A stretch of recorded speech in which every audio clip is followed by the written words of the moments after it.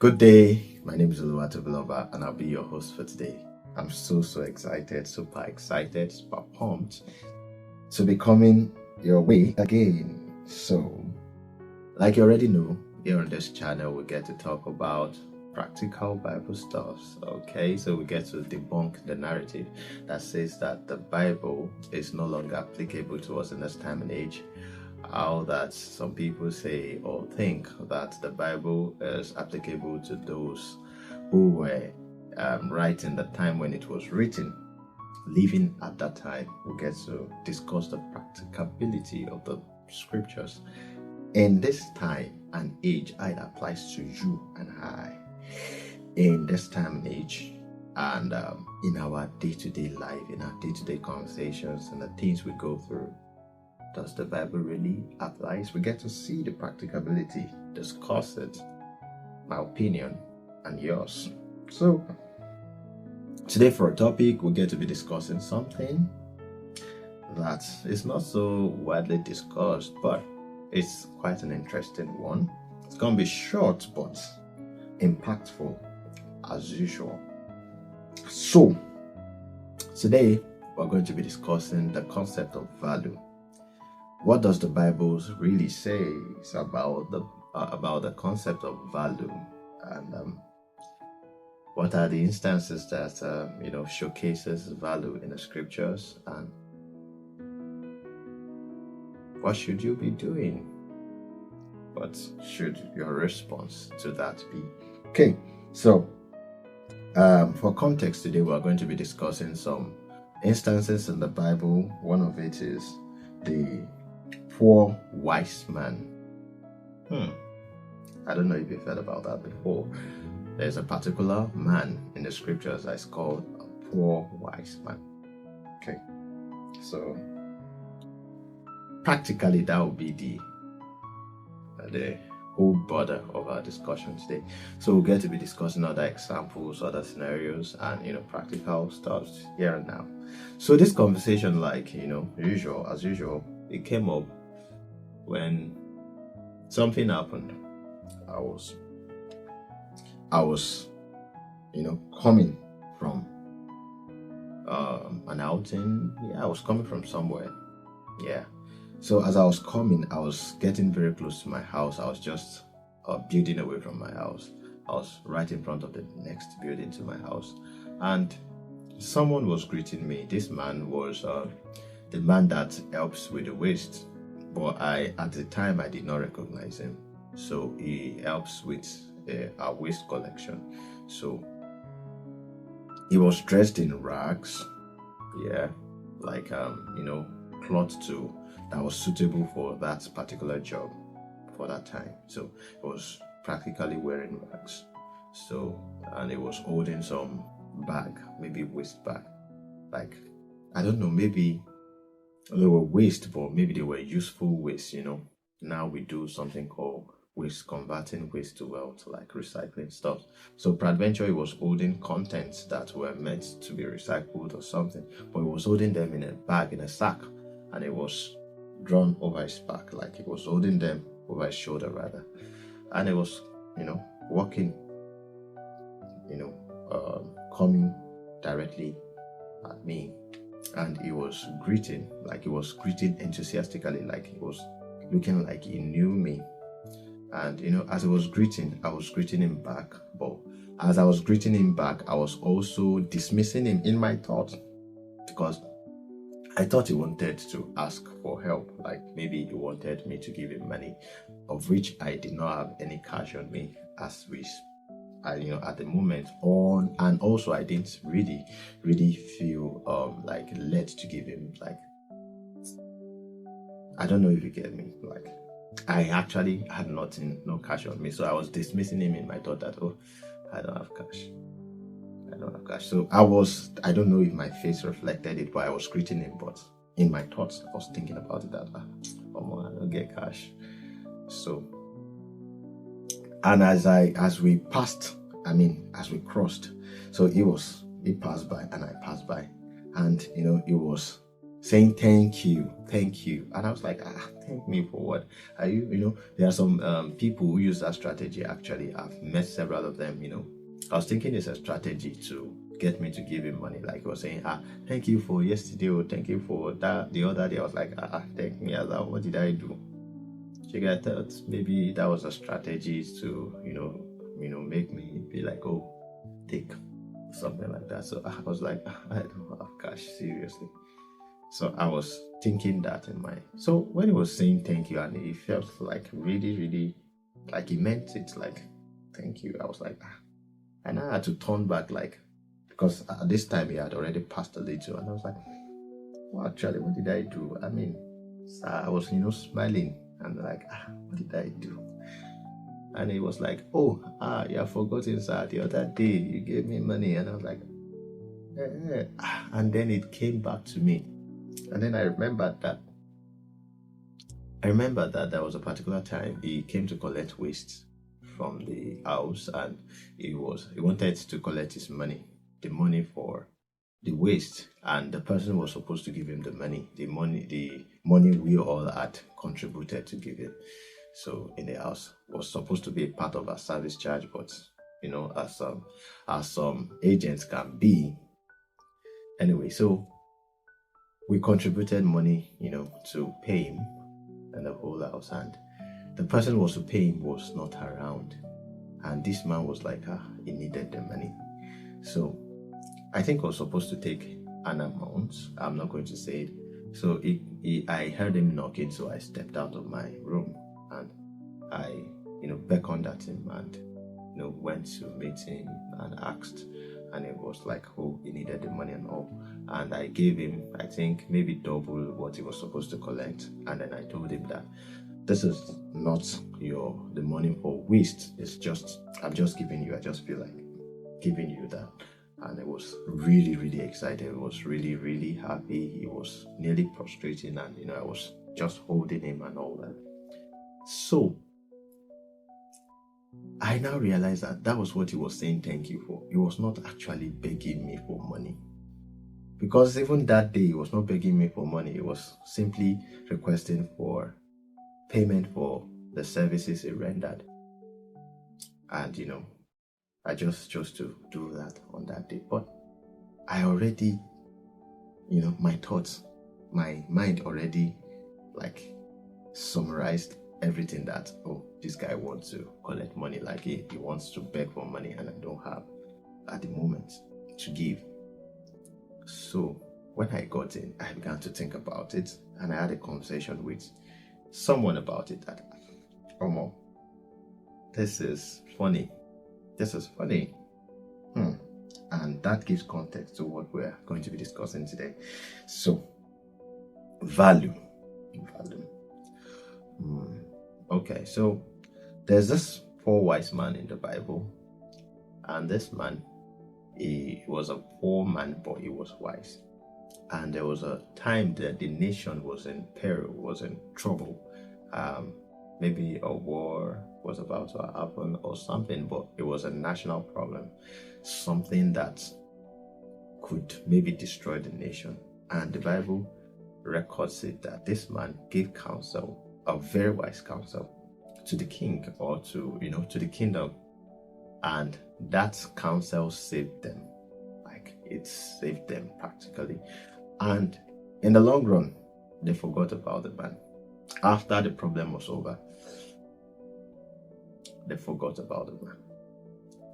And imagine, that's very sad, right? Because you would have thought that maybe he will get a reward. That would have been his rising and changing his status from being a poor wise man to a rich wise man. But the record of the Bible says that this man was forgotten. So it meant that he continued to be a poor wise man. I began to think about it. A rich man will sit down and start saying some stuff, and people will be nodding their head. They'll be writing down, oh my God. Apostle Joshua Selman will say something. He will say, there are two things that evangelizers says. your mouth, like you can evangelize with your mouth, and you can also evangelize with result. He said result is also an evangelist. That's how he says it. He said result, proof, evidence is also an evangelist. So if you command result, people will believe you. They'll believe whatever it is you say.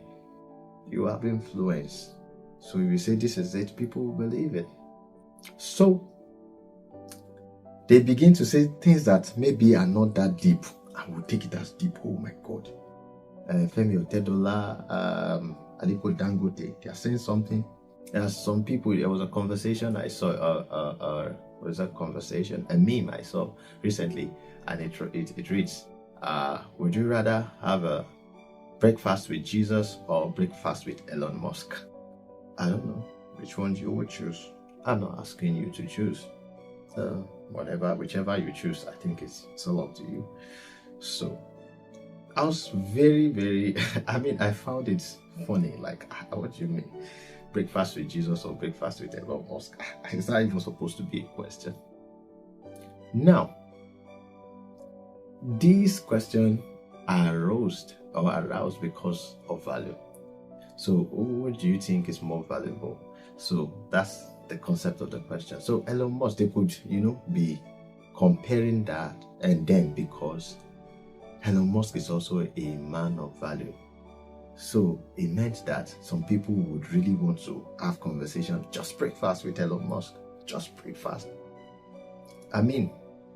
For them to be comparing Jesus, breakfast with Jesus. So having breakfast with Elon Musk. So it means that when you are valuable, people tend to believe or want to, really hear what you have to say. They want to associate with you and all that. And this particular man in question, he was poor, but he was wise. And I want to, paint a story around that narrative. Follow me. Let us go to that time in Israel. I think it happened in Israel. So let us go and examine. Let us see what really happened. Walk step by step. So the poor white man is in front of the king and is giving the counsel. Oh, king. Well, maybe not in the presence of the people. It was within the courts and, the outweighs.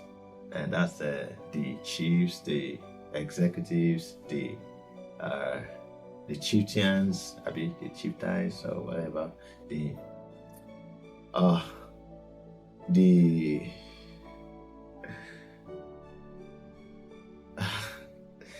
king councils, the king consorts, what do they call them? The people in the courts of the king. So they were there, and he entered and he started saying, oh, live long, O king. Let us do it this way.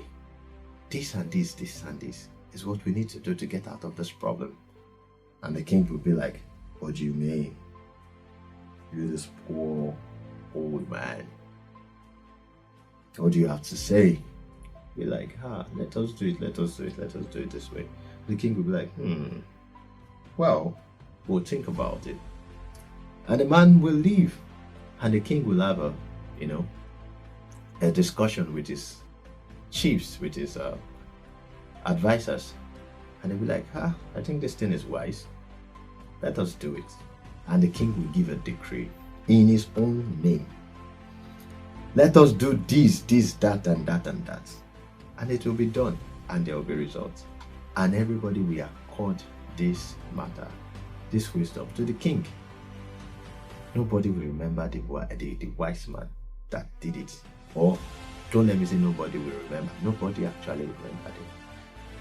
Why? Because he was not someone to reckon with. So he was dismissive. They could dismiss him easily without a fight, they could dismiss him easily. So imagine, there are so many instances like that where someone will give a counsel and someone who is prominent will, execute it and put it into play. And the person who gave the counsel will not be reckoned, and this person will be taking all the glory. The boss, whoever it is who executed it, will be taking all the glory. Oh, this man is wise, this man is wise, this man is wise. So that person has an idea. He had no means to execute it because he is not a valuable person. He has not developed himself to be valuable. But this other person is valuable, is prominent. So he took the counsel and he executed it. And what happens? People accord him the honor, the glory, the praise, even though it did not originally come from him. Now imagine the poor man now saying, oh, I'm the one that gave him the something. And the people will be like, are you whining? You are sound now. If you had such ideas, would you still be like this? Stop whining. Stop saying that. Stop saying that. Imagine somebody coming up now and saying that, oh, Dangote or Elon Musk, I'm the one that gave him the idea that made him. Somebody who's not, who's a pauper is saying such. Would anybody believe him? Elon Musk, this Elon Musk that you are saying, I'm the one that made him. I made him. I gave him the counsel. I gave him the advice. I gave him the idea. I gave him everything that made him Elon Musk that you know today. It's actually possible, that everything Elon Musk is flying with is coming from somebody you don't know in the background. It's very possible. But the point is that who takes the glory? Elon. Who takes the praise? Elon. Who takes the accolade? Elon. Why? Because he's someone who has developed himself to be prominent and valuable.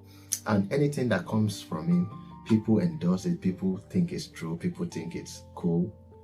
And Elon Musk can decide to say, oh, I want to buy, remember the times of all this crypto. Elon Musk just said, and Trump, they just said, oh, this coin, introduced it to the public and people started buying. It was not about the coin, it's about the people who vouched for it or who introduced it. So what am I saying in essence? If you are not valuable, if you are not a person of value, no matter the idea you have, people might not buy it. So you have to develop yourself, grow yourself to become someone of value, a person of value. The greeting of a pauper or of a poor man is mistaken for their gain. So when you see a poor man who is greeting you, people will think you are begging. I now began to remember that in my church, there are times that there's this particular billionaire pastor in my church. In the church I used to go, he's a pastor. I worked with him. He's my, I can't call him my friend, but he relates friendly. There are times that I'll be greeting him. He greets me, yes. But there are times I can see his expression that is the way he considers my greeting is more or less like I'm trying to win his favor. He's not appreciating it as somebody who cares for him. So my greeting to him is not as much as the greeting of a equal to him. So he's thinking that, oh, I'm trying to win his favor. It's not like I'm genuine. It's not like I really care. So maybe I'm begging, I want to beg for a raise. Maybe I want to beg for a leave. Maybe I want to beg for something. I'm trying to be nice. That's why I'm greeting him. That's why I'm being nice. Okay. But if he sees someone who is well-to-do, someone who is maybe equal to him, or maybe not necessarily equal, maybe more than him or whatever, if you see somebody like that greeting him, he will appreciate it. Like, wow, thank you. This person really cares. This person is really, really nice, not trying to be nice to get something. And even if the person is trying to get something, for the fact that that person also has something to offer, it will make it acceptable. Like, I really like it, because that person has something to offer as much as a person has something to get from me too. So this person has value. He would appreciate that greeting more than he does mine. That, then when I was just, working under him and, so I realized that sometimes some people even avoid it. Like if you are greeting them, you just dismiss it. Oh, thank you, you know, a dismissive kind of response. And it happens a lot because their mindset is just like, oh, he wants to beg, oh, he wants to beg, oh, he wants to ask for something, oh, he wants to. So it's not genuine. It's not really, he doesn't really care about me. He just wants to, take something from me, get something from me. That's all he cares about. So even when you are being honest, you are just, maybe you just heard some very, very motivating or empowering message, and they're like, be honor people, love people, do this, that, and that, and you are just doing that out of the expression of your heart. But because you are not valuable, it will be mistaken, it will be misconstrued. That's not really true.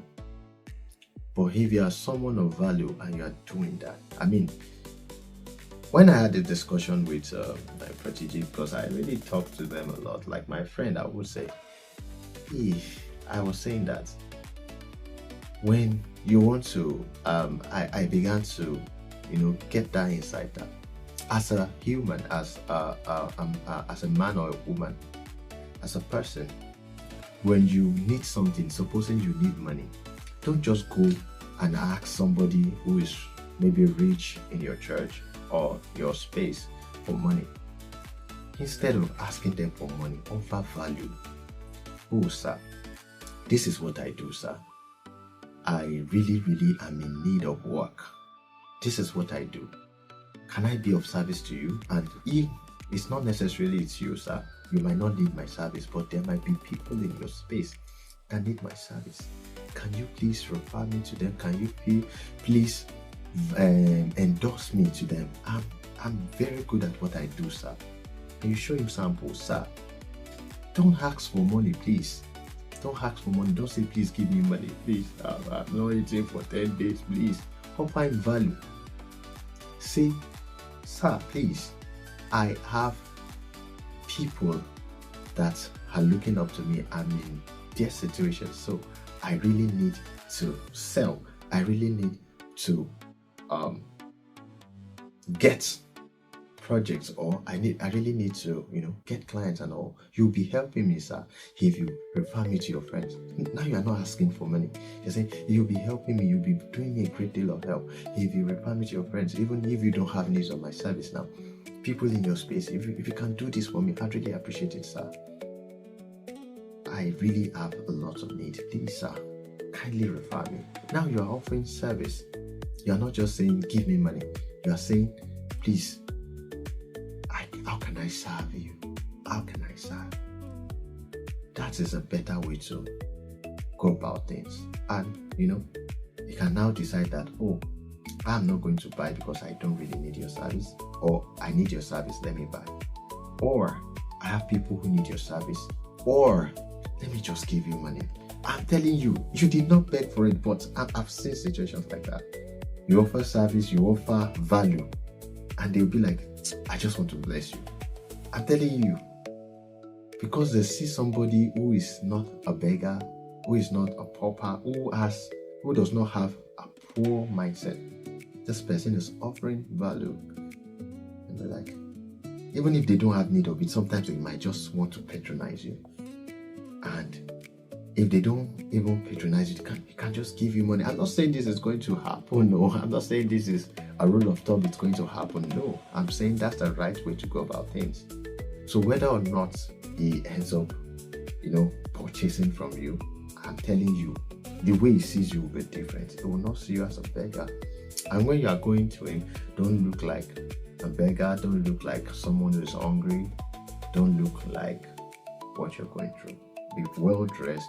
Be like somebody who will not collect money from his friends or whoever is introducing to you and not deliver the job and first use it to feed yourself.